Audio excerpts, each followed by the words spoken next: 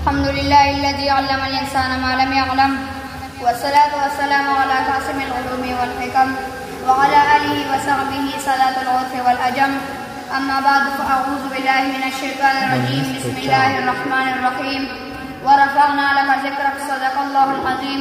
وقال النبي صلى الله عليه وسلم في شأن نبينا أو كما قال عليه الصلاة والسلام: زه رحمان خلق بغوش د هر عالم یم، زه رحمان خلق بغوش د هر عالم یم، که اعلی دی که اوسط دی که ادنا.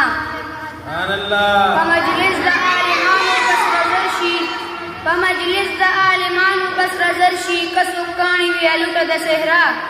چې مرده یې له نفسه ژوندي کېږي، چې مرده یې له نفسه ژوندي کېږي، عالم نه دی واړه هسې اولیا. هر سړی چې رتبه نه لري د علم، هر سړی چې رتبه نه لري د علم، سړی نه دی خالي نقل دی گویا. قال الله تبارك وتعالى في شأن نبينا مخبرا وآمرا: إن الله وملائكته يصلون على النبي يا أيها الذين آمنوا صلوا عليه وسلموا تسليما. هر ورځ به صحابه کرام په یو کمره کې کېناستل، خبرې به کولې. یو ورځ یو صحابي وایي: د ابراهیم علیه السلام شان وګوره، الله تعالی ورته څنګه لوی شان ورکړی دی. بل وایي: د داود علیه السلام شان وګوره، الله تعالی ورته څنګه لوی شان ورکړی دی. بل وایي: د اسحاق علیه السلام شان وګوره، الله تعالی ورته څنګه لوی شان ورکړی دی. بل وایي: د سلیمان علیه السلام شان وګوره چې په ټوله دنیا باندې بادشاهي کړې ده، الله تعالی ورته څنګه لوی شان ورکړی دی.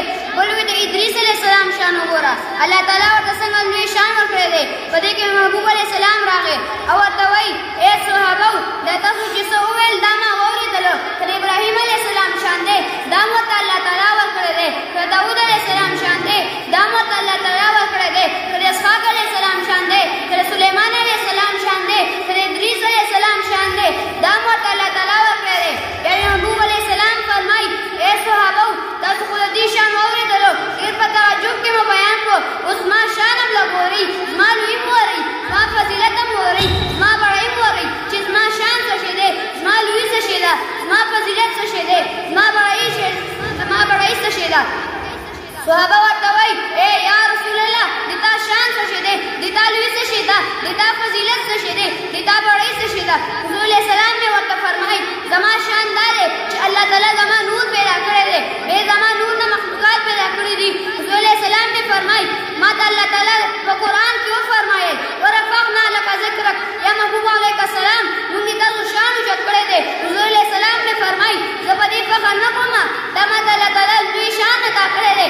محبوب علیه السلام مې فرمایي: زما یو شان دا دی چې کله قیامت راشي، خلک به نفسي نفسي وایي، هغوی به یو بل سره مشوره کوي، هغوی به وایي: راځئ چې آدم علیه السلام له ورشو او زموږ شفاعت شروع کړي.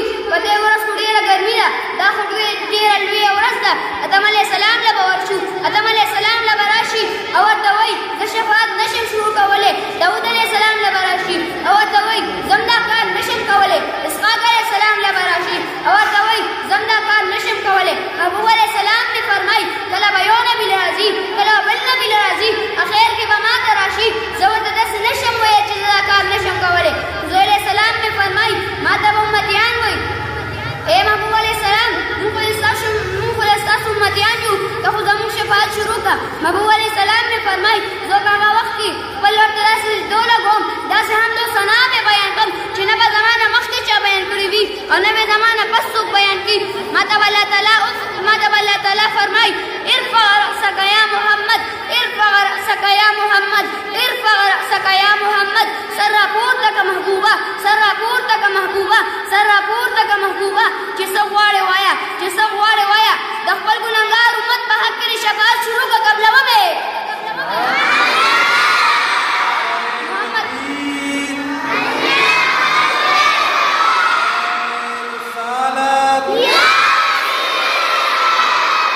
Bye.